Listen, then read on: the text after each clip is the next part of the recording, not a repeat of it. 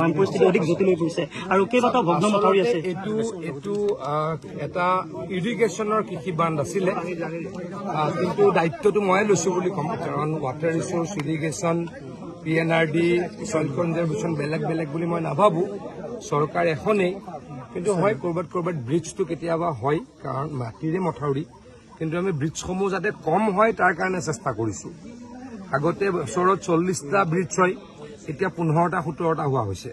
গতিকে আগতকৈ ক'ৰবাত নহয় ক'ৰবাত কিছু কাম কৰিবলৈ সক্ষম হোৱা বুলি মই অনুভৱ কৰিছো। এটা কথা ৰাইজক মই আশ্বস্ত কৰিম, যিটো মঙলদৈৰ শাকতোলাত মথাউৰি ছিঙিছিল, আমি লগত কাম কৰি দিলো। এতিয়ালৈকে ব্ৰিজ ফিল আপ হৈয়ে গ'ল। আজি 4 দিন আগতে ব্ৰিজ হৈছিলে, পৰহি হৈছিলে, পৰহি তাৰ আগদিনা, আজিলৈকে ব্ৰিজ ফিল আপ হৈয়ে গ'ল। গতিকে আমি যিখিনি কৰো আমি পূৰ্ণ গতিত কৰো। এইটো যিহেতু ডিচিশ্যন আমি ল'ব পৰা নাছিলো, কাৰণ এইটো ইৰিগেশ্যনৰ আছিল।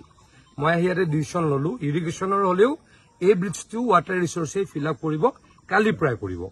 কালিৰ পৰা ইঞ্জিনিয়াৰক কাম কৰিবলৈ মই নিৰ্দেশ দিছো। ডুমিলা আৰু কালপানী নদীত বহুত উন্মুক্ত অৱস্থাত মই অহা মঙলবাৰে 11:30 বজাত মোৰ জনতা ভৱনস্থিত কাৰ্যালয়ত এখন সভা অনুষ্ঠিত কৰিম। দৰং আৰু কামৰূপৰ বানপানী যিখিনি সমস্যা আছে, এই সমস্যা কেনেকৈ সমাধান কৰিব পাৰো তাৰ কাৰণে নিশ্চয়কৈ আৰু যদি কিবা কৰিব লগা আছে, আৰু মথাউৰি কৰিব লগা আছে, দৰঙৰ ৰাইজ আমাৰ কাৰণে অত্যন্ত শ্ৰদ্ধাৰ। গতিকে মই বানপানী হলেই লগতে আহো, কিন্তু মই এই 2 দিন আপাৰ আছামত আছিলো। কালি ৰাতিহে মই ধেমাজিৰ পৰা আহি পাইছো লখিমপুৰ হৈ। গতিকে মই নাথাকাৰ কাৰণেহে মোৰ এদিন অহাত 2 দিন দেৰি হ'ল। মই গুৱাহাটীত থাকিলেতো ইয়াত আহিয়ে গলো হয়। গতিকে দৰঙৰ ৰাইজৰ অসুবিধালৈ কেতিয়াও আমি কাপন্য কৰা নাই। যিখিনি সমস্যা সমাধান কৰিব পাৰো পূৰ্ণ গতি। চুইচ গেট কেইটাৰ যিটো সমস্যা ৰাইজে কৈছে, চুইচ গেটটো আচলতে সেইটো ইৰিগেশ্যনৰ, গতিকে ইৰিগেশ্যনৰ লগত কথা পাতিব লাগিব। ইৰিগেশ্যন ডিপাৰ্টমেণ্টৰ চুইচ গেট এটা মই ৱাটাৰ ৰিচোৰ্চৰ মিনিষ্টাৰ আহি ঘপককে ভাঙি দিব নোৱাৰো বা বন্ধ কৰি দিব নোৱাৰো, কিন্তু ৰাইজৰ কথাখিনি মই ডেফিনেটলি অশোক সিংঘাল ডাঙৰীয়াৰ লগত পাতিম।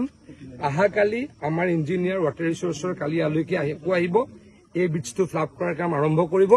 তেখেতে ৰাইজৰ লগত বহি ডিটেইলছ কথা বুজি মোক মঙলবাৰে ৰিপৰ্ট কৰিব, তাৰ ওপৰত পৰৱৰ্তী কাৰ্যব্যৱস্থা হাতত ল'ব।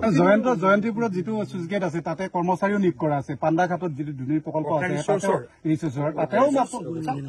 টেকনিকেল ইছ্যু, আপোনালোকে গেট বিলাক পৰি আছে। ঠিক আছে, মই যদি কৰি আছা চেষ্টা কৰি দিম। মই টেকনিকেল ইছ্যু কেতিয়াবা হয়, যিমান কৰিবলৈ চেষ্টা কৰিছো।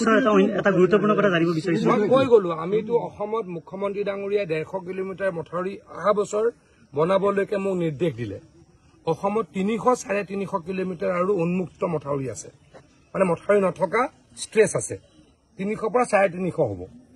150 কিলোমিটাৰ টকা ইতিমধ্যে ৱাটাৰ ৰিচোৰ্চ ডিপাৰ্টমেণ্টক মুখ্যমন্ত্ৰী ডাঙৰীয়াই যোৱা কেবিনেটৰ আগৰ কেবিনেটত দিছেই। গতিকে তাৰ গৰিষ্ঠ সংখ্যক আমাৰ দৰং জিলাই পাব। আপোনালোকক মই এটা কথা জানিব বিচাৰিছো, যিসমূহ বৰ্ণাঢ্য এতিয়া শিবিৰত আশ্ৰয় পাতি আছে, তেখেতসকলক খাদ্যবস্তু এতিয়া অলপ পৰ্যাপ্ত পৰিমাণে মই ডিচি মহোদয়ক এতিয়া লগ পাম, ইমিডিয়েট দিবলৈকে ব্যৱস্থা কৰিম। মই আপোনালোকক পশু খাদ্যৰ নাটনি হৈছে, মই এতিয়া যিহেতু মঙলদৈলৈ গৈ আছো, এইফালে যাম কাৰণে ডিচি ইয়াতে হয়তো অহা নাই, তাতে ইমিডিয়েট নিৰ্দেশ দিম, যিমান জল্দি পাৰে তেখেতলোকে যাতে পশু খাদ্য দিয়াৰ ব্যৱস্থা কৰে।